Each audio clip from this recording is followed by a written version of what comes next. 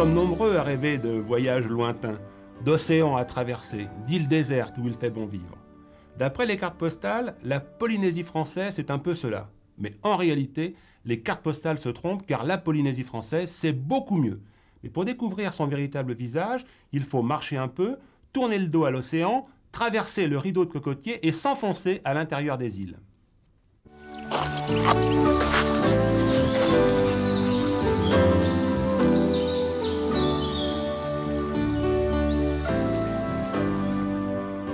Ne vous inquiétez pas, nous ne tournons pas définitivement le dos à l'océan puisque nous allons le retrouver au bout du chemin. Mais pour le rejoindre, nous aurons quelques épreuves à franchir. Rien d'inhumain, comme vous pourrez le constater, mais nous devrons faire preuve de prudence.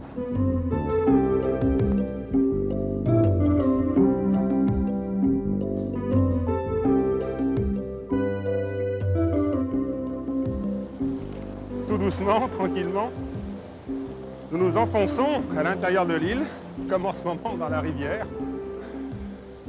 Nous pénétrons le volcan, puisque comme vous le savez, Tahiti est un volcan. Pour l'instant, nous empruntons la seule voie d'accès naturelle qui peut nous conduire à la caldeira. C'est cette rivière, la Papineau. Elle est en crue en ce moment, puisque nous sommes en saison des pluies qui dure du mois de décembre au mois de mars. Il faut savoir que l'intérieur de l'île est bien arrosé, puisque la moyenne annuelle des précipitations est de 10 mètres par mètre carré. Avant d'atteindre la caldeira, il faut passer quelques gués comme celui-ci, 7 au total. Le courant est puissant et je vous conseille de prendre un bâton, ce qui va vous permettre de maintenir votre équilibre et de résister avec plus d'efficacité au courant.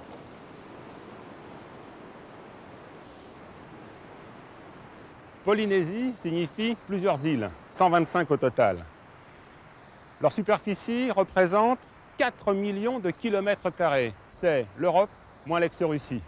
Mais en terre émergée, cela ne représente plus que la moitié de la Corse, environ. Ce sont toutes des îles volcaniques. Il y a des îles hautes qui ont conservé leur massif volcanique. Il y a des îles basses qui ont perdu précisément leur massif volcanique. Il s'est tassé, il a fondu. Il ne reste plus aujourd'hui que le récif corallien qui s'est formé primitivement autour des terres émergées. C'est un atoll.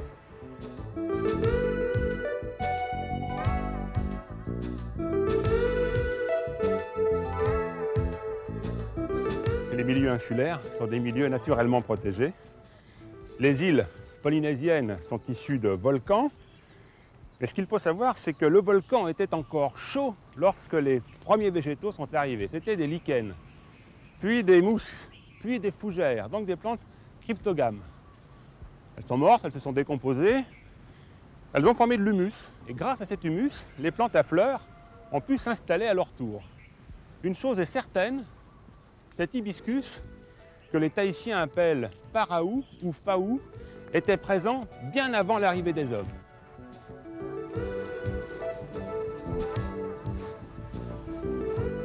Cet hibiscus vit depuis la côte jusqu'à 800 mètres d'altitude. Dès que les premiers hommes sont arrivés sur l'île, ils ont exploité cet arbre, tout simplement parce qu'il est à portée de la main, on le trouve à peu près partout. Il est facile à débiter, facile à transporter, facile à exploiter, à travailler. On s'en servait comme matériau de construction, à condition de ne pas en faire des traverses trop longues.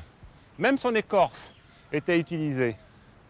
On en tire des lanières parce qu'elles possèdent de grandes fibres souples. Et il suffit donc d'exploiter ces fibres qui se trouvent à l'intérieur de l'écorce, sous la partie lisse.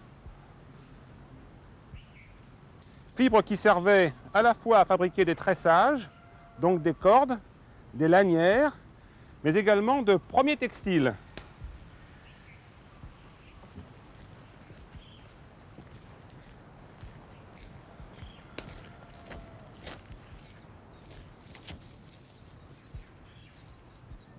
Il y avait un autre arbre présent sur l'île avant l'arrivée des découvreurs. Il était très abondant depuis la côte jusque dans l'intérieur. On l'appelle le hotu. On le reconnaît facilement parce qu'il possède de grandes feuilles, de larges feuilles, brillantes et très coriaces.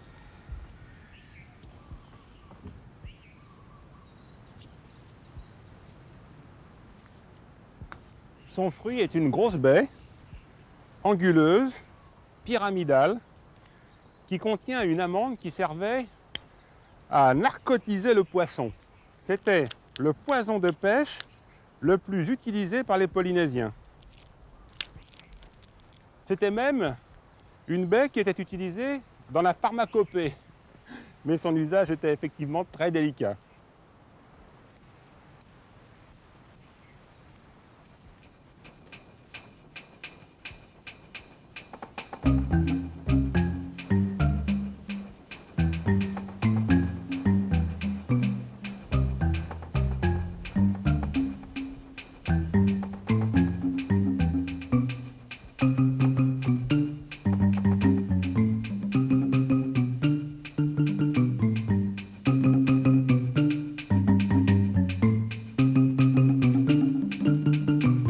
C'est Harrison Schmitt qui a introduit le Miconia en 1937.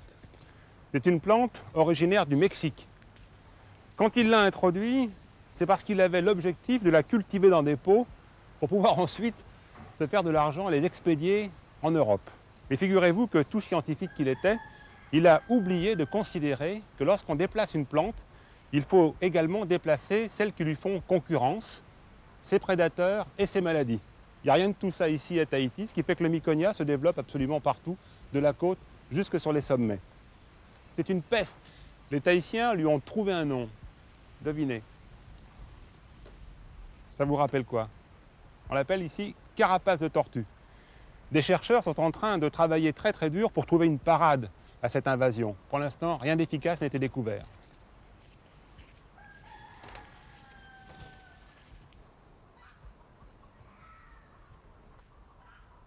Vous allez chercher un trésor, donc, avec toutes ces pelles, là?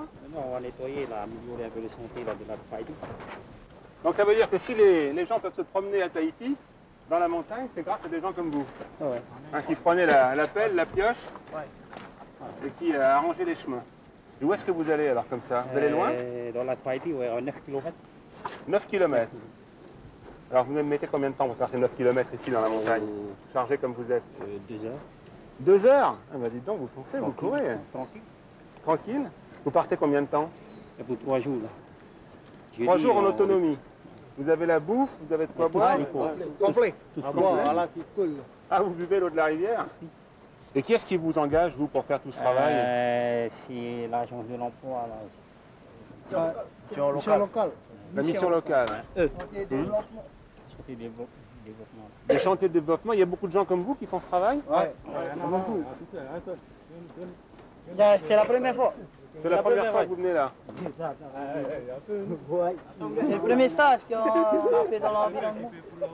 Et il y a parmi vous des gens qui voudront peut-être un jour faire guide? Ouais. Ah oui, ouais. Tout le monde? Tout le monde. Alors vous connaissez les plantes? Oui. Ouais.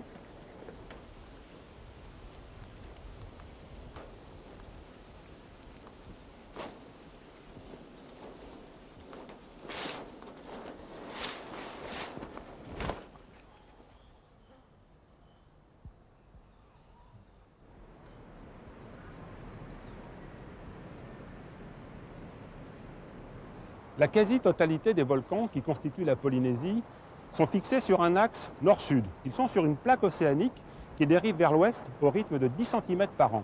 C'est un peu un gigantesque tapis roulant qui défilerait sur un chalumeau. Lui serait fixe. La plaque océanique se déplace sur ce point chaud. Le magma sous pression perce quelquefois la plaque parce qu'elle offre des faiblesses. C'est la naissance d'un nouveau volcan et peut-être plus tard d'une île. Pour nous, il nous faudra encore accomplir quelques efforts avant d'arriver au cœur du volcan qui nous concerne.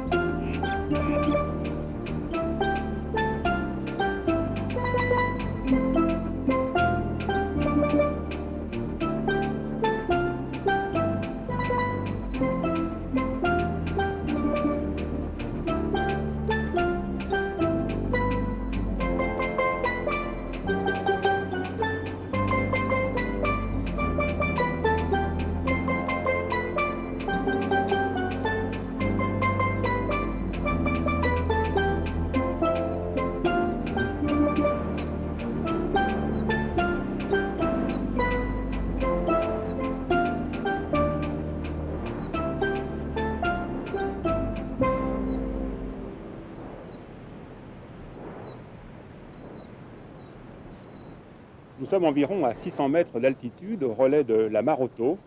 Nous sommes au cœur de l'île, au centre de la caldeira, dans le chaudron du volcan. Dans ce vaste espace, animé par des cascades et par des torrents, il y avait, avant l'arrivée des Européens, d'importantes populations. Ce n'est pas Paul qui me dira le contraire. Où se tenaient ces populations? Exactement, difficile à dire. Mais il y a quelques vestiges un peu partout, dans toutes les vallées, et des vestiges d'habitation ou de terrasses de culture ou de marae, qui sont des temples, très souvent orientés le long de la rivière. Et il y a le premier qu'on peut voir ici, qui est très bien restauré, qui est tout près. Il est accessible? Oui. On y va? On y va.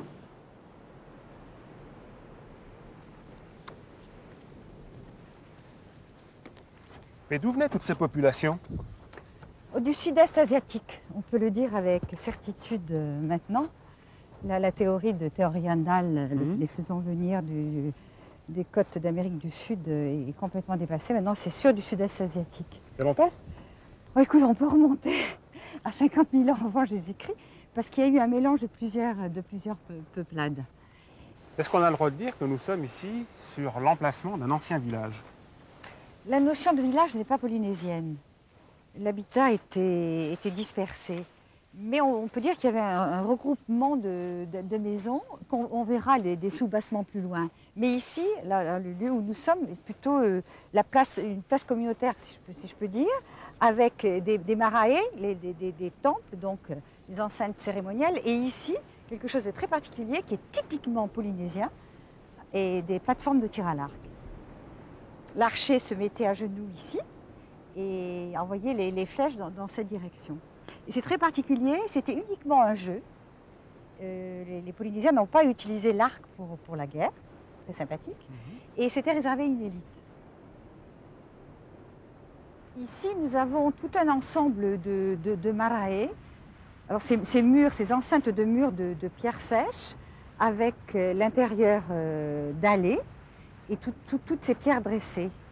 Alors, le grand était probablement un marae national, c'est-à-dire que c'était le chef de la vallée qui l'avait érigé, et les autres sont soit corporatifs, soit familiaux. Corporatifs parce que chaque acte était sacré. Et tu avais donc les marae qui honoraient soit le dieu des constructeurs de pirogues, des constructeurs de maisons, des pêcheurs, etc. Et d'où cet ensemble. Et les pierres dressées, elles représentent les ancêtres. C'était un peuple de l'oral, hein, avec un art oratoire très poussé, avec des prêtres, les herepo, qui gardaient les généalogies. Il n'y avait pas d'écriture, mais par contre, il y avait quelques pétroglyphes. Des pétroglyphes sous l'averse. Je te laisse. Je te souhaite un bon retour dans la vallée, et moi je vais retrouver mes guides, parce que je forme des guides touristiques justement. Tu les emmènes dans les daycares. Au revoir. Salut.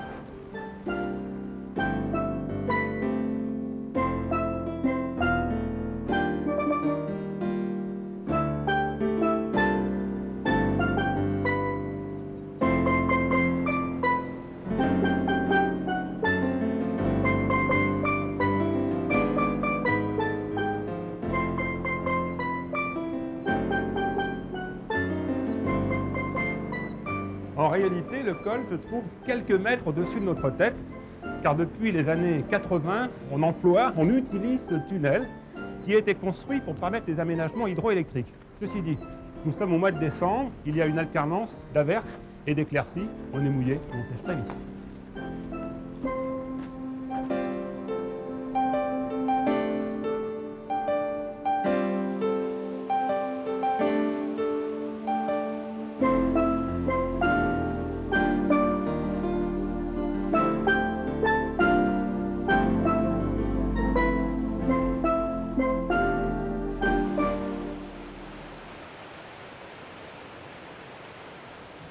En descendant, nous longeons une série de petits lacs qui abritaient autrefois l'anguille à oreille.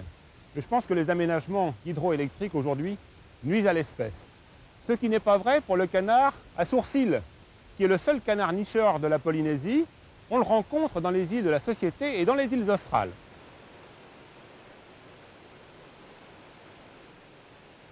Les talus qui bordent les chemins et les routes dans le monde entier sont très importants parce qu'ils correspondent à des biotopes bien particuliers. Celui-ci, qui est très humide et bien éclairé, entretient une végétation dense, dont cette plante. Ses feuilles sont longues, elles sont dures, elles sont plissées, elles ressemblent aux feuilles de cocotier, mais ce n'est pas un cocotier, c'est une orchidée. La voici. Regardez sa tige florale, les boutons sont au sommet, en dessous des fleurs épanouies qui possèdent un labelle étroit mais qui permet notamment aux insectes de se cramponner lorsqu'ils viennent butiner. Et en dessous, des fruits. Les plus jeunes sont ici, les plus anciens sont là, ils sont à maturité.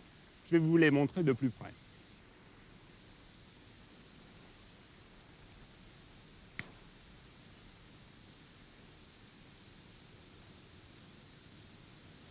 Ces graines ressemblent à de la farine. Il en faut des dizaines, voire des centaines dans le creux de la main pour commencer à les apercevoir.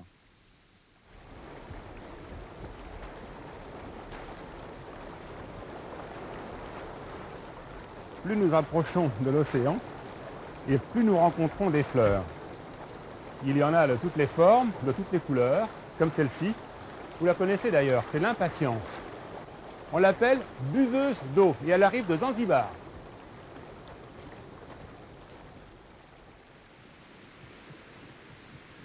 L'héliconia aussi a beaucoup voyagé. Il arrive d'Amérique du Sud. L'héliconia vient du mont Hélicon, en Grèce, le siège des Muses. C'est une herbe qui peut mesurer jusqu'à 4 mètres de haut, mais ce n'est pas une herbe envahissante. La preuve, on la cultive dans les jardins ou dans les parcs comme plante d'ornement. On l'appelle à Tahiti faux oiseau du paradis.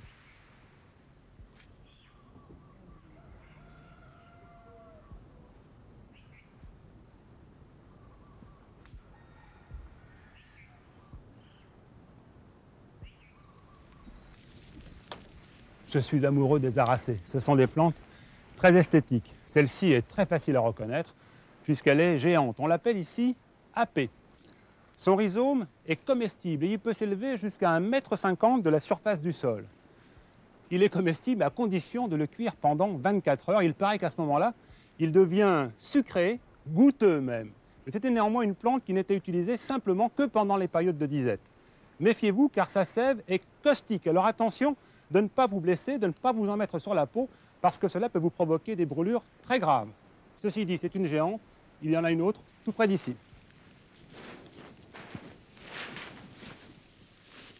On l'appelle naé. C'est une fougère. Ses frondes peuvent faire 4 mètres de longueur et pourtant, ce n'est pas une fougère arborescente. Comme l'aracée que nous venons de découvrir, c'était une plante utilisée pendant les périodes de disette. On consommait également son rhizome, mais là aussi, il fallait le faire cuire pendant très longtemps avant de pouvoir l'avaler.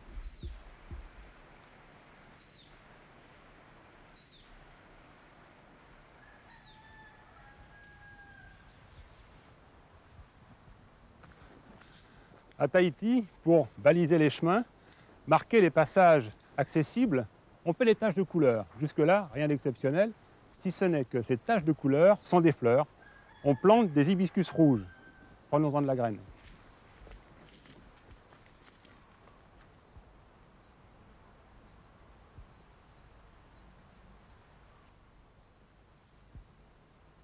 Puisqu'il est question de fleurs et de couleurs, puisque nous avons randonné ensemble dans des paysages enchanteurs, puisque nous avons rejoint la côte, je vous propose d'évoquer un peintre français qui a connu ce paysage tel qu'il est aujourd'hui. Il s'agit de Paul Gauguin, qui est venu s'installer à Tahiti pour réconcilier sa vie et son œuvre. Il a écrit ceci, ce sera d'ailleurs notre au revoir. Là, je pourrais, au silence des belles nuits tropicales, écouter la douce musique murmurant les mouvements de mon cœur. Libre enfin, je pourrais aimer, chanter et mourir.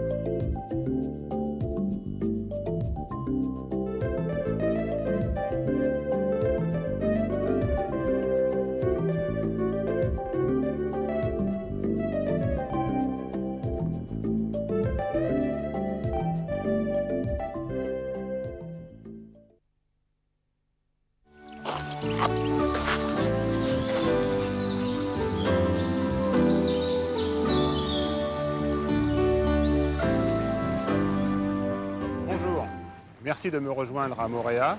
Ma position est ouest-nord-ouest par rapport à Papeete. Je suis à environ 15 000 nautiques de Tahiti, pour être plus précis encore, dans la baie de Cook. Je vous offre ce décor, c'est plus qu'une carte postale, c'est l'un des plus beaux paysages du Pacifique. Moorea serait en effet à l'origine un poisson dont les nageoires se dresseraient vers le ciel.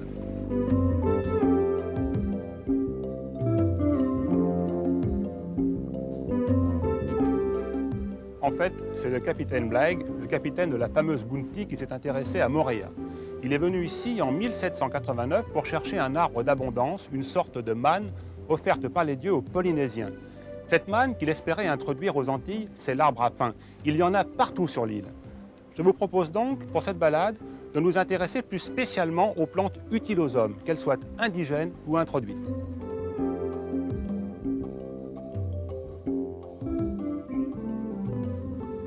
Vous êtes prêts à faire votre marché? Alors, à tout seigneur, tout honneur, voici l'arbre à pain. Son origine est indo-malaise. Il peut mesurer 20 mètres de haut. On le reconnaît très facilement grâce à ses feuilles. Elles sont longues, larges, profondément dentées. Regardez ces lobes, très importants. Elles sont vert brillant, coriaces et rugueuses. On s'en sert pour envelopper le poisson et pour recouvrir le four tahitien. Son fruit, il est juste derrière. À Tahiti, on l'appelle uru. Il peut peser jusqu'à 1 kg. Il est gros comme un ballon, mais son enveloppe est verruqueuse. Sa chair est blanche et molle. Sa graine ressemble à une châtaigne. On peut d'ailleurs la consommer grillée. Pour le conserver, on en coupe des tranches que l'on fait sécher à l'air libre ou dans un four. On peut le manger cuit ou frit. Bref, on peut en faire de la purée ou des frites. Mais ce n'est pas tout. Avec son tronc, on fait des pirogues, des poteaux. Avec son écorce, on fait des cordes, on fait des nouages. Avec la sève laiteuse, collante, on piégeait autrefois les oiseaux. On s'en sert aussi pour laquer les cheveux. Mélangé à des fibres de noix de coco, on s'en sert pour calfater les pirogues.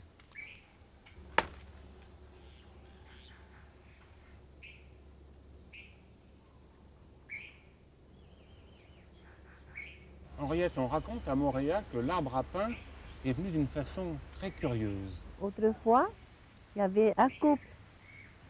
Ils ont vivé sur leur île. Et après, on n'aura rien à manger, on n'a plus rien à manger. Comme vivre pour ses enfants. Après ça, le vieux Tarois, il s'appelle Tarois. Il a dit à sa femme, eh bien voilà, moi, je vais dans la montagne trouver de la nourriture pour nous et les enfants. Et ne t'étonne pas. Quand tu te réveilles le matin, il y avait un grand arbre au bord de la rivière. Et c'était mon corps. C'est l'arbre à pain. Mon pied est devenu le tronc. Et mes bras sont devenus des branches. Et les petits doigts là sont devenus des feuilles. Et ma tête, c'est le fruit. Et c'est ça que tu vas donner à manger à notre enfant.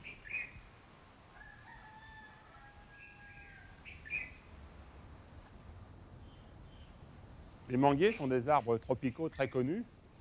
Ils peuvent devenir très imposants, très puissants. On les reconnaîtrait très bien parce qu'on voit les fruits pendre au bout d'un long pédoncule.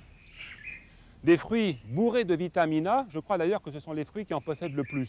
Ils sont presque autant exportés d'ailleurs que les bananes.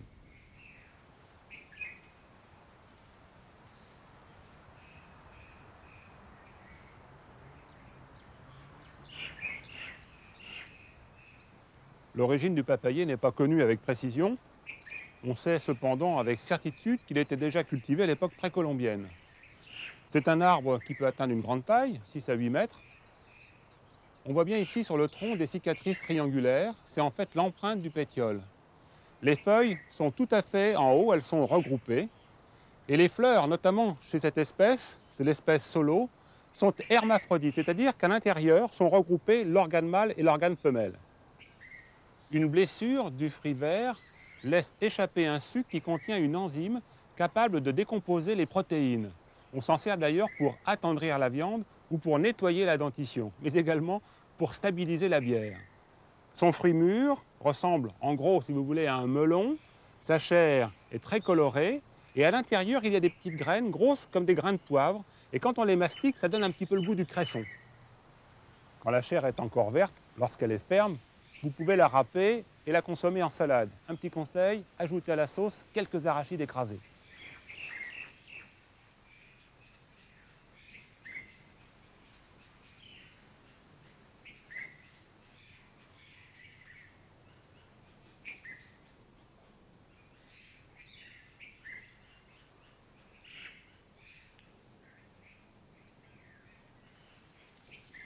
Je suis au milieu d'un champ d'ananas. Vous les voyez, mais moi en plus j'ai beaucoup de chance puisque j'ai le parfum. Ce sont des broméliacées originaires d'Amérique du Sud. Leurs feuilles, au nombre de 30 à 50, se répartissent en rosettes et leurs fleurs se trouvent tout autour d'une hampe au sommet de laquelle il y a des petites feuilles vertes.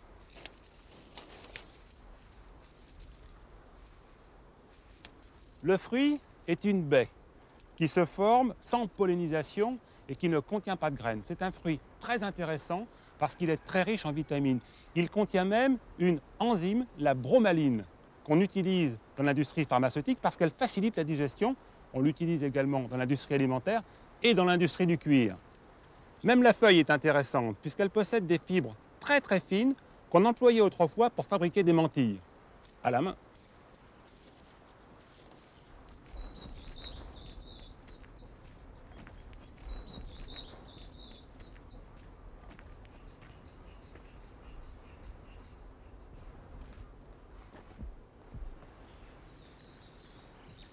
Il fait bon vivre à Mooréa. Non seulement les paysages sont splendides, le climat est délicieux, les gens très sympathiques, mais il y a également énormément d'espèces d'arbres fruitiers. Vous connaissez celle-ci. C'est tout simplement l'avocatier. C'est un arbre qui peut faire plus de 15 mètres de haut, avec ses avocats. Avocat vient du nom aztèque Ahuacatal. C'est donc un arbre d'Amérique centrale. C'est le fruit exotique le plus riche en protéines. Quand il est dur comme du bois, quand il est vert, on peut le consommer râpé. On peut même le faire cuire. Quand il est mûr, on peut le consommer avec de la mayonnaise, avec de la vinaigrette, avec du citron, mais également avec du sucre. Attention, tous ces arbres-là appartiennent à des gens, il faut donc les respecter.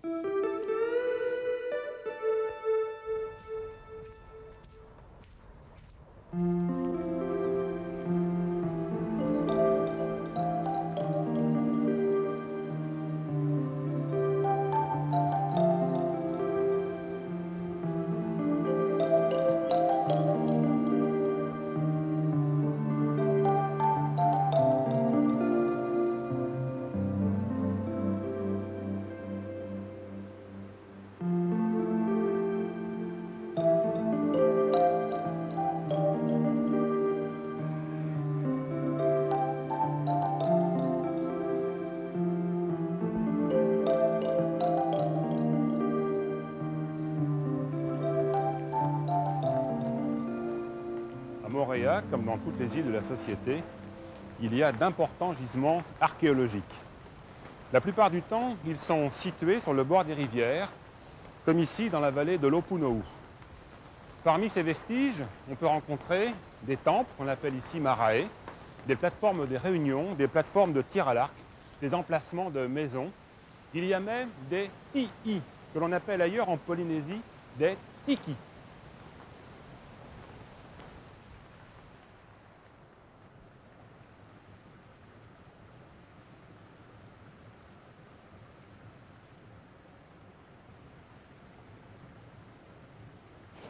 Voilà les ti'i. Ce sont des figures de Dieu sculptées dans la pierre. Comme vous pouvez le constater, la végétation a repris ses droits grâce au climat. Donc ces sites archéologiques sont maintenant enfouis dans la végétation. Ils sont donc relativement protégés. Car on ne répétera jamais assez qu'il y a sacrilège de la part des étrangers de s'emparer de ces objets, de ces trésors qui appartiennent au patrimoine culturel tahitien.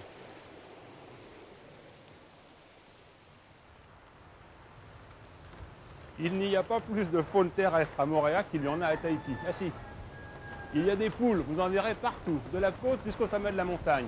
Elles vont casser la croûte dans les maisons, mais elles se nourrissent aussi de scolopendres.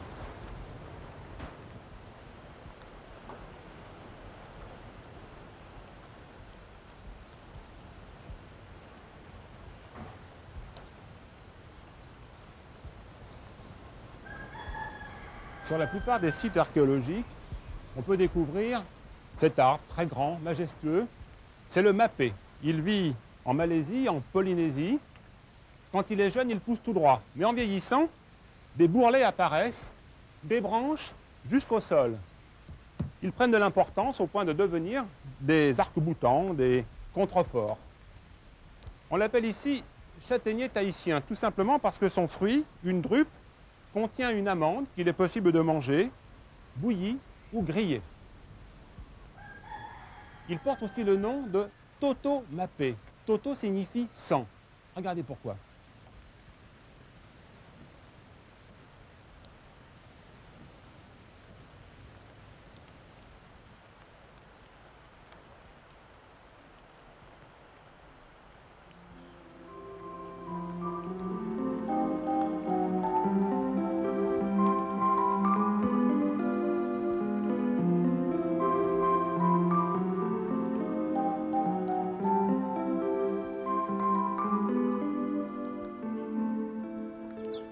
Nous sommes sortis des jardins, nous allons maintenant passer sous le tapis vert. Nous avons même rendez-vous avec Pierre et Luc qui vont nous guider dans une balade décoiffante et certainement très humide puisque les nuages sont en train de s'installer sur la forêt. Nous sommes dans l'hémisphère sud, ici c'est bientôt l'été et décembre, janvier, février sont des mois très arrosés.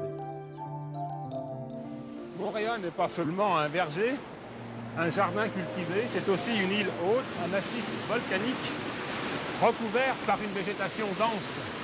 Il y a tout autour de nous des centaines d'espèces de plantes différentes, mais à part le bruit du vent et du torrent, il n'y a pratiquement pas de son dans la forêt.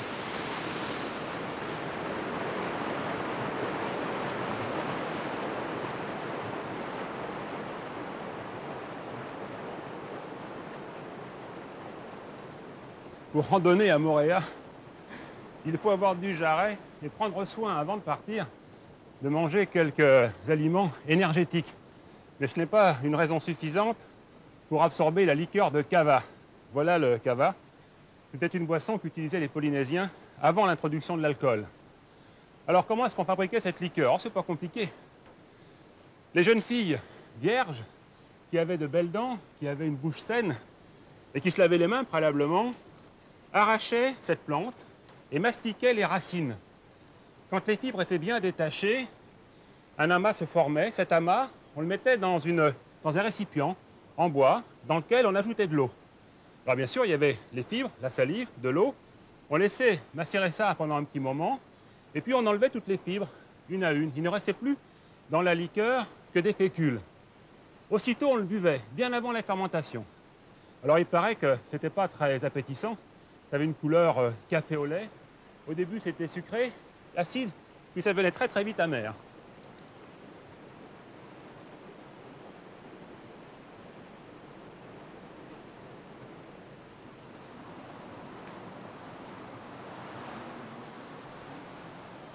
Tous les voyageurs qui débarquent sur une île, quelque part en Polynésie, remarquent cet arbrisseau qui se dresse sur sa tige flexible, terminée par une gerbe de feuilles. C'est l'auti. Aujourd'hui, on utilise encore ces feuilles et ces racines, mais c'est une plante sacrée qui était très employée par les prêtres, notamment lors d'une cérémonie impressionnante, la marche sur le feu. Le prêtre balayait les pierres chaudes avec l'auti, non pas pour évacuer les cendres, puisque les pierres étaient sur les braises, mais pour chasser les mauvais esprits. Ceci dit, même après ce geste, j'hésiterai un moment avant de marcher sur les pierres.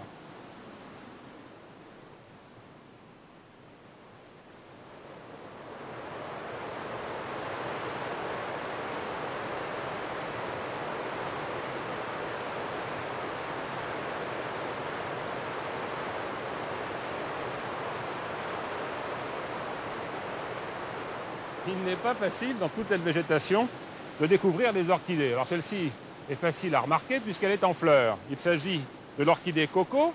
On l'appelle ainsi parce que ses feuilles ressemblent aux feuilles de jeunes cocotiers. On l'appelle également orchidée palmier. Mais regardez bien, ici il y a une autre orchidée, je vous laisse la découvrir.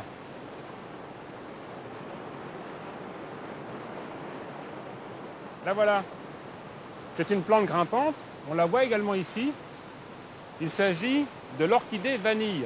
Alors ne cherchez pas les fleurs, elle n'en a pas encore, seulement à partir du mois de mars, et nous sommes au mois de décembre. Donc elle n'a pas de fruits, pas de gousses. D'autant plus que dans la nature, les orchidées vanille ont bien du mal à être fécondées naturellement. Elles ont besoin de la main de l'homme. Un petit bâton pointu, l'homme va chercher un petit grain de pollen et va le présenter à l'ovule. S'il y en a autant accrochés dans les arbres tout autour de nous, c'est tout simplement parce que nous sommes en train de traverser une ancienne culture.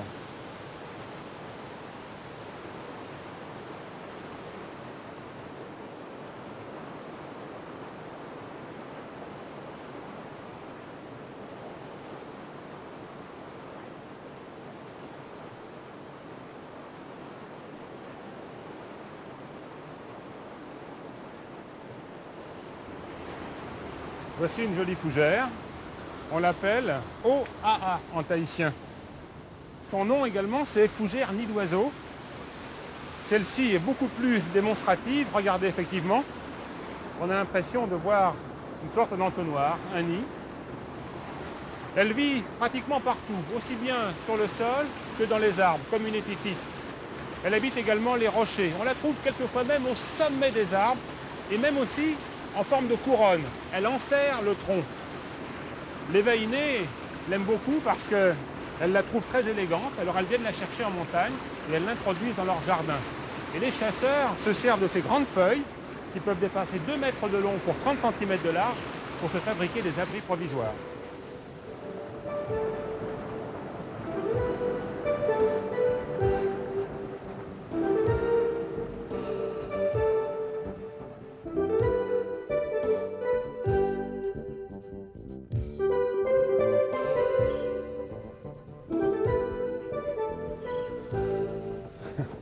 Voilà, nous sommes arrivés au terme de notre balade dans la montagne de Moorea, sur le volcan.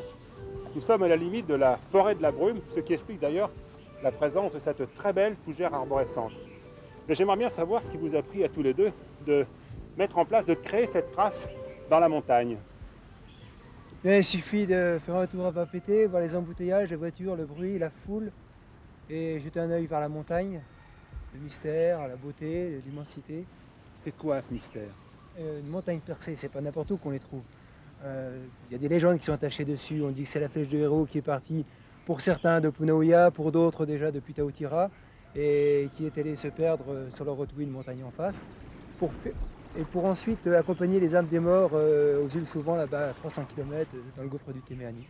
Vous êtes nombreux à vous intéresser à la forêt, à entrer dans le paysage. On est 150, là on fait partie d'un club montagne. Et donc on emmène les gens toutes les semaines en balade. Vous êtes des pros? Non, on n'est pas des pros, on est enseignants au lycée à Tahiti. Et on fait ça pour se détendre quoi, le week-end. Il n'y a pas que le lagon à Tahiti, donc ça nous permet de voir autre chose, quoi. Mais enfin tout de même, quand on arrive pour la première fois dans cette forêt, il y a certainement des conseils à donner. Qu'est-ce que tu dirais? Les pentes sont plus raides, le climat est chaud, il faut tenir. On se fatigue davantage. On se fatigue davantage, oui.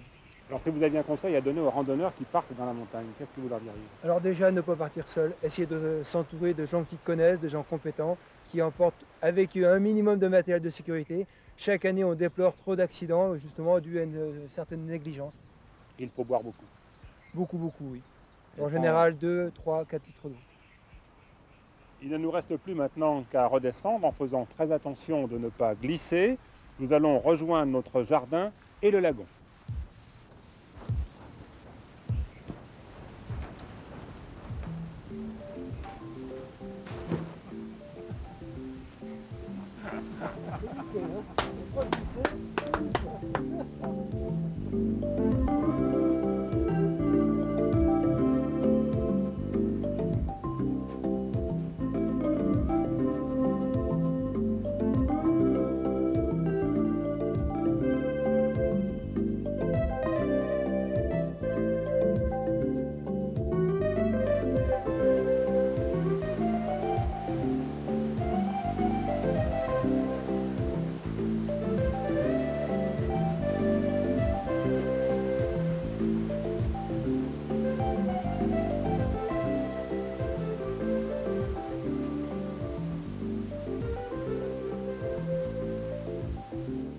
En Polynésie, les cascades fleurissent sous la pluie. Alors, ne soyez pas déçus si vous visitez Moorea à la saison sèche, le spectacle risque de ne pas être au rendez-vous.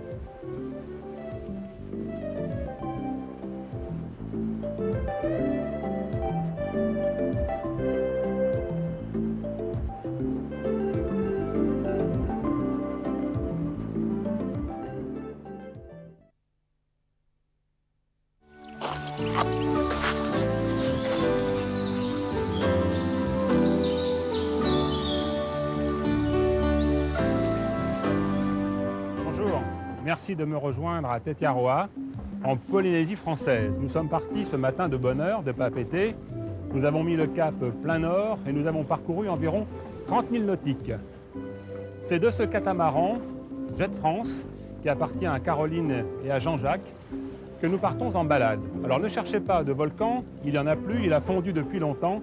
Nous allons visiter une île basse, un atoll, dont le point culminant est le plus haut des cocotiers. Un beau jour, la phase éruptive s'arrête. Pour le volcan, c'est le début de la fin.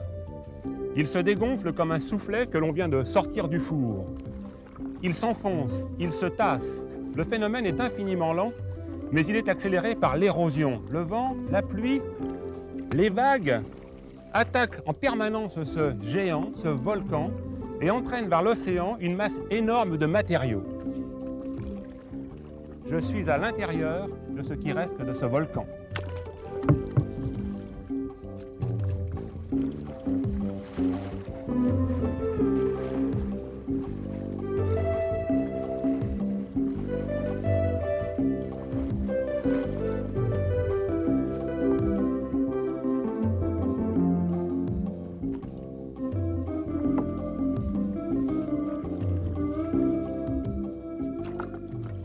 Si l'on cherche la définition du mot atoll dans le dictionnaire, on apprend que c'est un mot qui nous arrive des îles Maldives et que c'est une île constituée d'un récif corallien.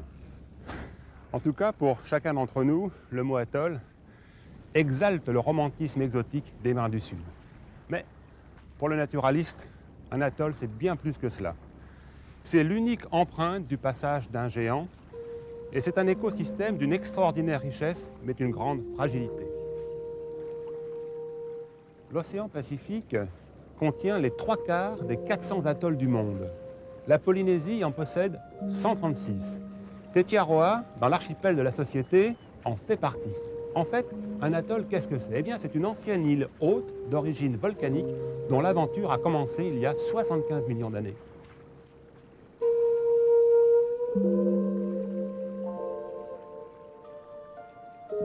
Quand le volcan prend sa place à la surface de l'eau, alors même qu'il est actif, un récif corallien frangeant s'installe à sa périphérie. Il devient solidaire du volcan. Quand il s'enfonce en même temps que lui. Or, les coraux qui vivent à faible profondeur ont absolument besoin de lumière. Le corail s'acharne, au rythme de l'enfoncement, à rehausser le niveau du récif. Pour ce faire, il fixe d'énormes quantités de carbonate de calcium, plusieurs kilos par mètre carré et par an. Il faut savoir aussi que le terme de corail ici n'est pas propre. Puisque le corail vit en Méditerranée, il forme ces jolies arborescences rouges que l'on utilise encore aujourd'hui malgré les interdictions pour fabriquer des bijoux. En ce moment-là, je me déplace au milieu des madrépores.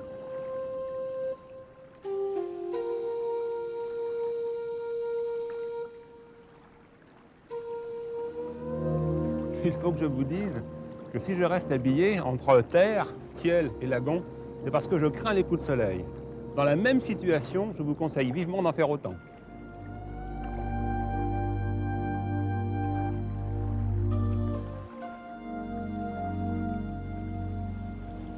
Nous nous sommes rapprochés de la barre de corail, ce qui explique la présence de rouleaux dans mon dos. Les biologistes disent que le récif corallien est un trésor. Ils ont entièrement raison. Mais sa richesse vient de la diversité des espèces animales qui y vivent. Cependant, aucune d'entre elles n'est abondante. Donc on n'a absolument pas le droit de considérer le lagon comme une importante réserve de nourriture.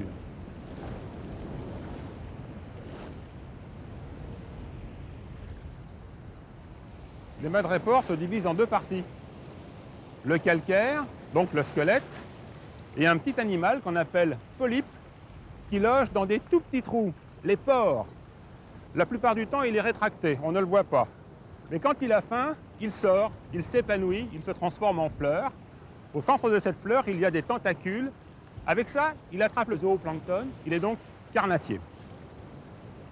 Les madrépores ne sont pas les seuls à fabriquer cet édifice. Ils ont des auxiliaires qui viennent s'accrocher après le calcaire.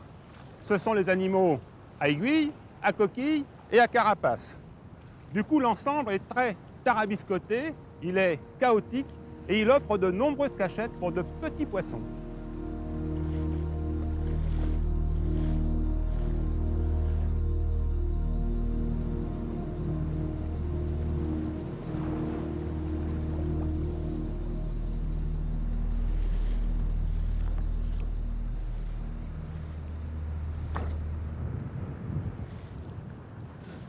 Cette petite bestiole hante le lagon. Elle est pour le moins bizarre. Elle est toute molle. Son corps est recouvert de stipules en aiguille et elle est capable de s'allonger. On l'appelle Rory. Elle s'allonge tellement même que les touristes la confondent avec le serpent de mer. En réalité, ici, il n'y a pas de serpent de mer. Il y a simplement ces petits animaux qui se nourrissent d'une façon curieuse. Ils posent la bouche contre le sable et ils le filtrent pour piéger les éléments de nutrition.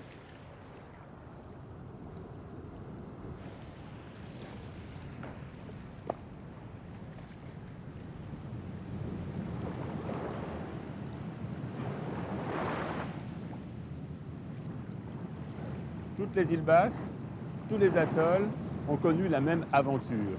Leur destin est définitif, il est fixé, rien ne peut le modifier. Et pourtant, il y a deux exceptions, deux atolls surélevés.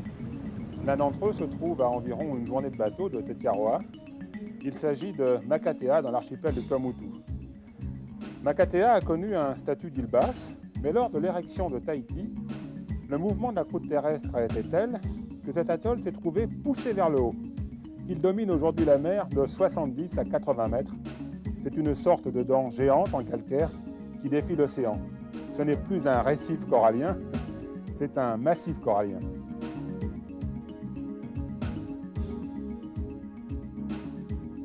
Curieusement, cette île, hors du commun, a été pendant plusieurs décennies le théâtre d'une énorme activité humaine qui ne s'est achevée qu'au début des années 60. Une population de 2500 personnes s'est trouvée concentrée sur l'île dans le seul but de lui arracher un fabuleux trésor, du phosphate. Les moyens mis en œuvre étaient énormes. Un port, un funiculaire pour hisser le matériel sur le plateau, un chemin de fer pour transporter le phosphate, des ateliers, une cité dortoir, des infrastructures sportives, un hôpital, une gendarmerie. Mais le plus extraordinaire dans tout cela, c'est ce qui suit. Le corail ainsi surélevé, exposé à l'érosion, se creuse. Des failles profondes ainsi que des cavités se forment. Pendant des millénaires, des millions d'oiseaux de mer viennent s'y abriter et y déposent du guano. C'est cette masse énorme de guano, devenue phosphate, qui est à l'origine de la fièvre économique de Makatea, dont il reste encore aujourd'hui quelques vestiges. Mais puisqu'il est question d'oiseaux, eh bien je vous propose de retourner à Tetiaroa.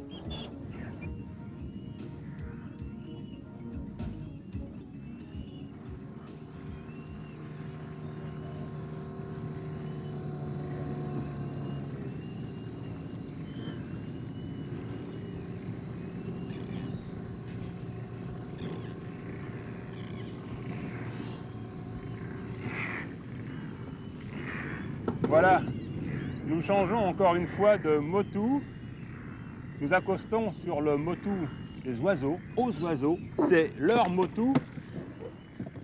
Ils l'occupent depuis sa création. Ils sont là, des milliers, à nicher sur le sol, dans les arbres, dans les cocotiers. Nous allons les observer sans les déranger. Nous allons nous faire le plus petit possible et surtout, nous ferons très attention où nous poserons le pied.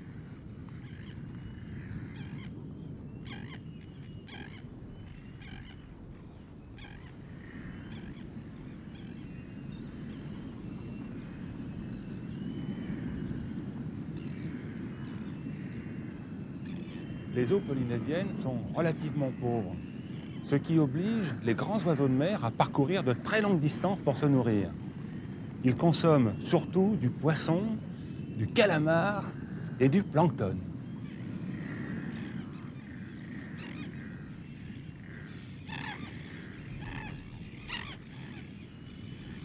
On a l'impression que tous les oiseaux se sont donné rendez-vous ici. sur l'atoll de Tetiaroa pour nidifier. Les plus représentés sont les nodis, en particulier les nodis noirs. Alors, il n'est pas facile de les reconnaître par rapport à un autre nodie, le nodie brun. Seuls leurs petits fronts blancs les distinguent.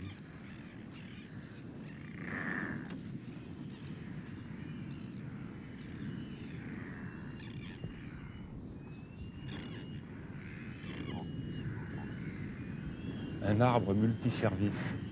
Il sert de perchoir aux nodis noirs, également de séchoir. Regardez, ils étendent leurs ailes. Et c'est aussi un nichoir à fous. Il y a même un jeune, un oisillon, qui est encore dans son pyjama de duvet blanc. Le nid est grossier.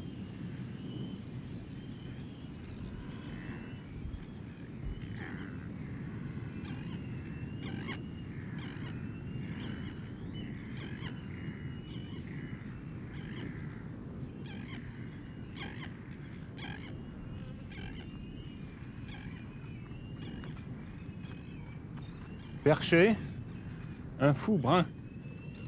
Il est beaucoup moins répandu que le fou à pieds rouges.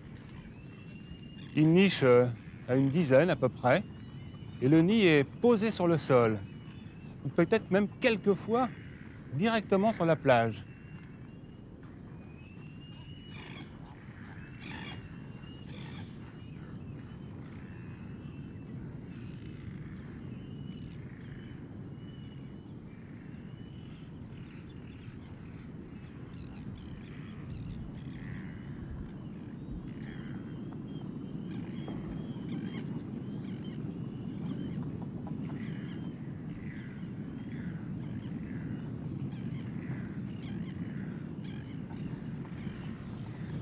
Les oiseaux ont beaucoup de chance parce que lorsqu'ils sont posés, et lorsqu'ils ont trop chaud, eh bien, ils s'élèvent, ils vont chercher des couches d'air beaucoup plus frais. Par contre, quand ils restent au sol, eh bien, ils peuvent aussi ventiler. C'est le mouvement de la gorge que nous voyons en ce moment.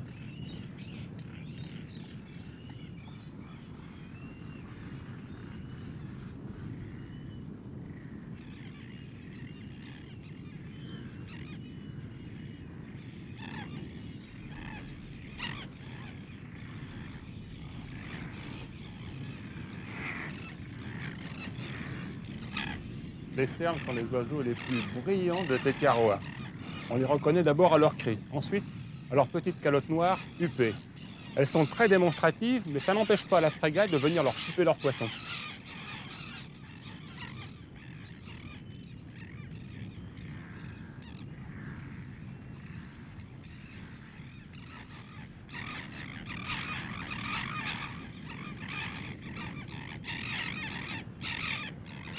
Il y a de grands planeurs là-bas. Ce sont des frégates, des grandes frégates. Oh, qu'est-ce que c'est beau, c'est majestueux. Ça utilise le moindre souffle d'air. Elles se nourrissent de poissons, de calamars. Et elles n'hésitent pas non plus, quelquefois, à aller agacer en plein vol d'autres oiseaux pêcheurs. Lassés d'être agressés, ils lâchent le poisson qu'ils viennent de saisir et la frégate le récupère en vol.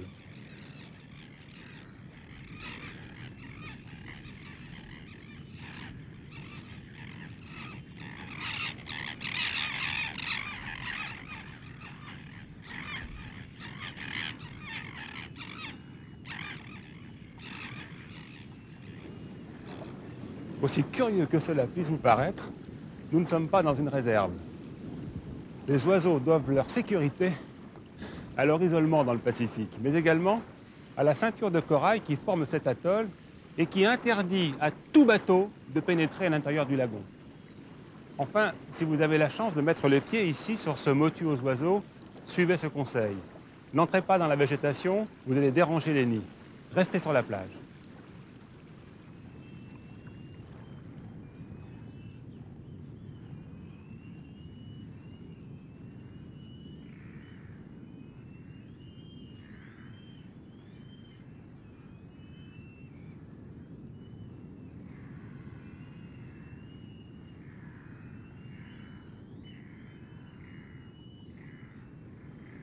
Sur le motu aux tortues, il est possible d'entrer dans la végétation. Alors, je vous propose de la regarder d'un peu plus près. La frange au vent, celle qui regarde l'océan, est surtout constituée de cocotiers, comme sur le motu aux oiseaux. Le taïnou, lui, est sous le vent. Il regarde le lac. C'est une plante utile puisque ses feuilles en infusion sont un puissant dépuratif. C'est même un antipoison.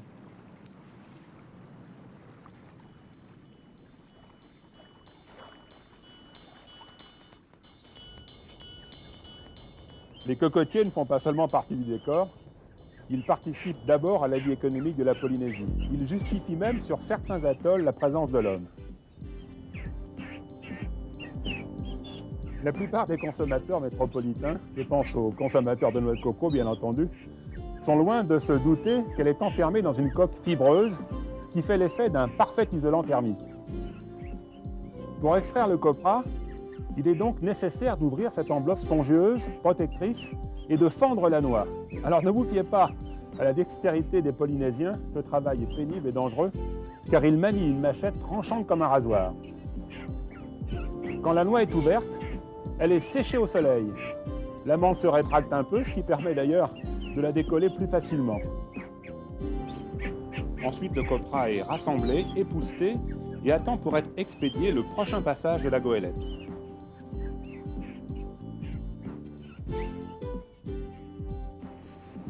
Pour que la végétation puisse se développer sur un motu, il lui faut du soleil. Elle n'en manque pas. Il lui faut également de l'eau douce. Il pleut, heureusement, et souvent très fort pendant la saison humide. Cette eau s'infiltre à travers le sable et à travers le récif. Elle rejoint l'eau de mer, mais se stabilise juste au-dessus par différence de densité. On appelle cet endroit la loupe, tout simplement parce que ça prend une forme effectivement de loupe, de coupe de loupe. Alors quand on a besoin d'eau douce, c'est pas compliqué sur un motu. Il suffit de perforer le récif et d'atteindre la nappe phréatique.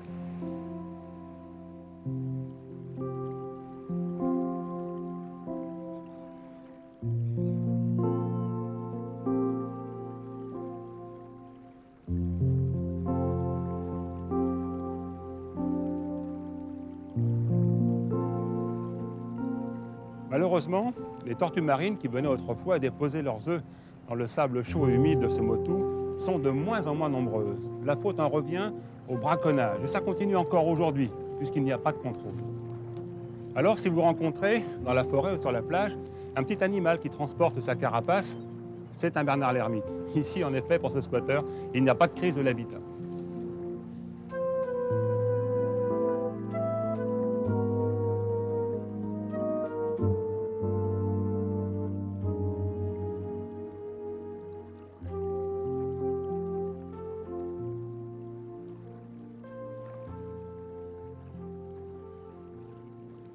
Tout a une fin. Nous sommes en effet arrivés au terme de notre balade sur l'atoll de Tetiaroa. Il ne nous reste plus qu'à faire un signal à Jean-Jacques pour qu'il vienne nous récupérer avec son Zodiac. Pour l'heure, il se trouve sur son catamaran Jet France de l'autre côté de la barrière de corail.